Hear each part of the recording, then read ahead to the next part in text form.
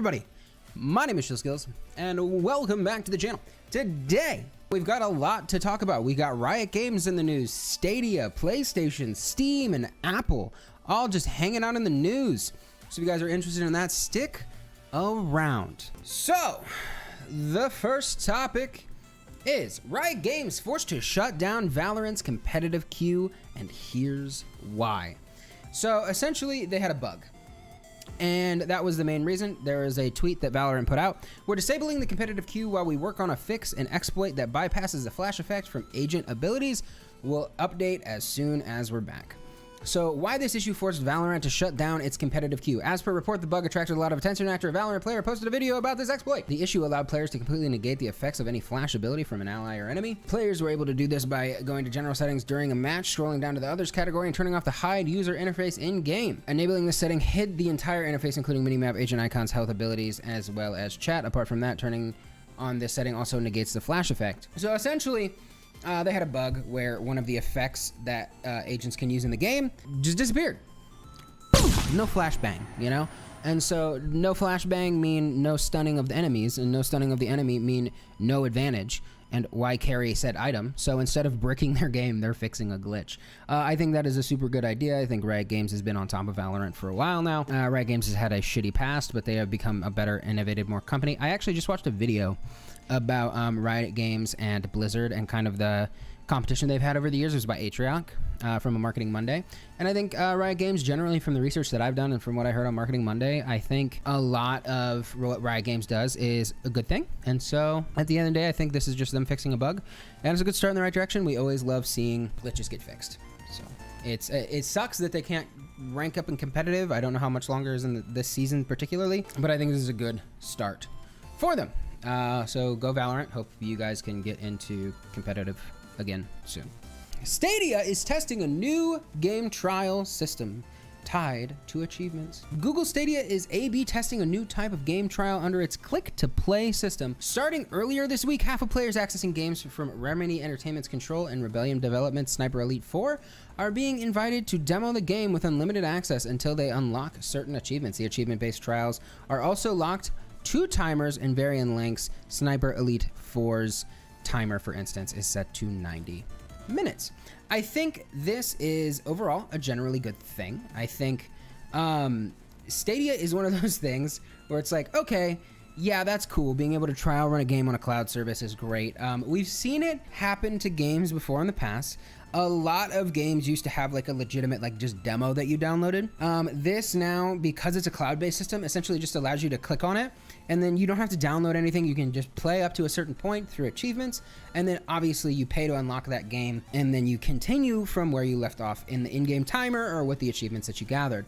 And so I think this is super cool. But yeah, so long story short with this is the fact that it's pretty cool, because it allows you to just kind of play the game to a point and get a general taste for the game, and you don't have to download it. That's the beautiful thing about cloud games, is the fact that you don't have to download this game, wait, 5 or 6 gigabytes to get the first like 30 minutes of a game, and then end up playing it and get stopped, and then have to because back in the day when it was like a demo release, those were considered separate games. And so the achievements don't always carry over. Some games have carried support for that in the past. I'm not saying it's not a foreign concept, but not a lot of games did that. And so now that Stadia has the cloud save potential, it is technically the same game, but you get a certain point to play, whether it's achievement lock or timer clock, and that's pretty cool.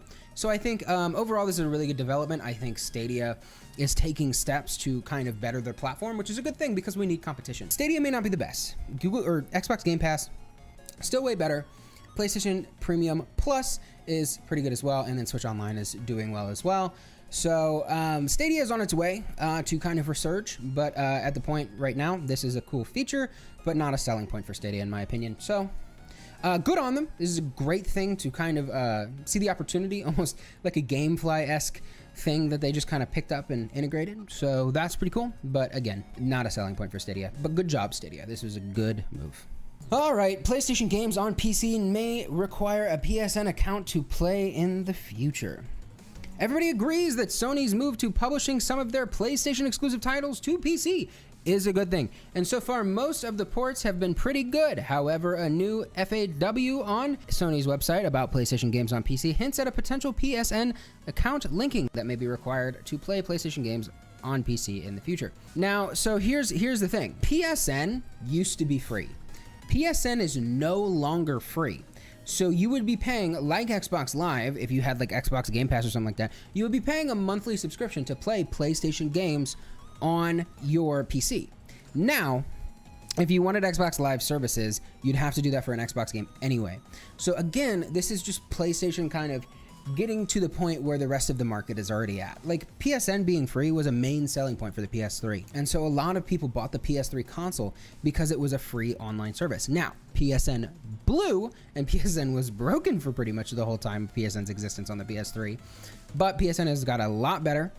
Pretty similar to Xbox Live. Not the real same experience. I think there's some differences to it, and I think Xbox still kind of has a lead in the online stability and just feature set of Xbox Live, but requiring a PSN account for PC ports of a game kind of seems like a lot to ask. I didn't like it when Microsoft and Xbox did it. I don't like it in Nintendo land. It's not great. The big thing to talk about here is the fact that PlayStation is just kind of creating a barrier for PC gamers. They want to sell consoles. I think both Microsoft, Nintendo, and PlayStation all want to sell consoles. And so putting these barriers to entry makes it more difficult for PC players than it does for Xbox, PlayStation, XYZ, for those console players, because those console players have already logged into everything. You are constantly always in your account. And so this is just an extra step for PC gamers, which literally may deter people from downloading games. So not a great thing, but if you already had a PlayStation Network account, you're fine. It is to what it is. I know a lot of friends who have PlayStation, so all they'd have to do is link their account, and it really doesn't take that much time. It may stop them from buying the games. We'll see how it goes. Again, I think this is them catching up to a lot of their competitors. I don't inherently see this as something that's like negative that Sony is doing, because they're just doing what the rest of the competitors are doing. That's where we're at with this. Let me know what you guys think. I don't think this is a terrible thing, but here we are. Steam update makes it easier to claim free games and DLC. Essentially, this feature is just a way for you to add things to your library without fully downloading them, because the one problem that a lot of people face is like, oh god, I gotta add this really quick. Whereas this just allows you to add it to your library so that you can download it later. This allows you to pick up on deals before they expire, and just add them to your library, so you didn't have to pay anything for them. They're still added to your library. You just don't have to install them right away, so you can do storage shuffling later, or you can add it via your Steam account and then get to it when you get home from work, that kind of thing. So people are more easily able to pick up on deals and stuff, which I think is naturally a good thing for the platform. So again, I think this is just Steam cleaning up a lot of features because of the Steam Deck to make their store better. I think they see a lot of online game stores starting to pick up the pace, starting to innovate, and so Steam, being the #1 platform that it was for so long, needs to finally start picking up the pace and innovating themselves. And I think this is just an easy way, an easy dub, if you will, to just put it in the library and get back to it later. It's a good thing for the UI. It's a good thing for Steam. It's a good thing for gamers. It seems like very non-committal or anything like that, but it is generally a good thing for gamers. So I'm happy to see that. So this last article is about Apple and how Apple is preparing to screw everybody over yet again. The title is, Apple reportedly plans to put ads in more apps on your iPhone. Last year, Apple released an update for iPhones with a new pop-up that asked users if they wanted to allow apps on their phones to target the users for ads. This privacy feature, called app tracking transparency, has upended the behind-the-scenes mechanisms of many mobile ads, especially those that confirm whether a purchase or download was made. It's clear most iPhone users did opt out, and the feature has presented major challenges to companies ranging from Snap, Facebook, and Peloton. So essentially what this is doing is blocking a lot of ads in apps and games and stuff like that, where Apple is picking up a lot of their revenue. And so Apple realized, oh shit, we typically make $4 billion in annual revenue. We want to make it double digits, and we just cut our advertising revenue because we're cutting out a bunch of ads because people asked us to. And so with that feature, a lot of Apple apps are exempt from that. A lot of Apple apps continue to kind of cut out the settings that you enable because they want to kind of screw over third parties and not necessarily themselves. So what they're doing is they are essentially adding ads to the Apple News and Stocks, as well as Apple Maps and other apps that are on the App Store that Apple creates to add more ads there so that they can still continue to sell ad revenue or sell ads for companies for ad revenue so that they can expand their ad revenue business. This just means more ads for you.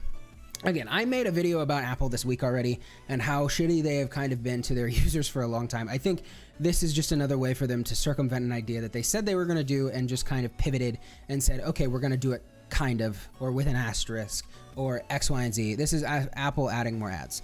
And ads are terrible. I hate ads. I will continue to hate ads forever, but this is something that a company who wants to make ad revenue has to do. They have to put ads wherever they can fit them. Obviously, Apple is one of those companies that kind of does it in a better, more clean way, but that doesn't excuse the fact that they are just kind of saying, well, in an Apple app, you're exempt from the notification that we gave you when you set up iOS, so go fuck yourself. Here's more app ads. And so they just put them in apps that Apple controls. I don't know if this will start to shirk its way back and put the ads where they normally were and essentially just rescind that option. But I think this is just a way for them to kind of curb the blow that they took to themselves at the beginning of the year with their new app tracking transparency feature. That being said, watch out for more ads if you use Apple News and Stocks or Apple Maps. If you're not using Google Maps, guys, look, it's a feature everybody likes. It's a good service. They are literally there's a whole game, GeoGuessr, dedicated to how good Google Maps is. Just use Google Maps. They map the whole fucking world. Apple Maps is literally just using Google Maps and then putting their own layer above it. Again, just like they use iMessage with my video that you should check out like here. So that I think does it for Nerd Cave News. Thank you guys so much for watching. If you watch this on YouTube, thank you so much. Like and subscribe if you enjoyed this. And if you didn't dislike it, comment why you didn't like it. I want to have a conversation with you so that I can continue to get better providing the news for you guys. And if you enjoyed this and want to continue the conversation, go ahead and check out our community Discord. That is always available for you in the link down below, and you can talk with a bunch of Relo subscribers and a bunch of fellow people who have joined it to just hang out and talk about tech and talk about gaming and talk about whatever you guys seem to enjoy. Quick ad. I'm a Rogue affiliate now. See the little Rogue Energy thing in the bottom corner there? Wow, neat. We gotta love Rogue Energy. If you want a G Fuel competitor that doesn't leave any dust in the bottom of your drink, fully shakes out, like it's really just as good as G Fuel. I ranked a couple G Fuel flavors in a short the other day.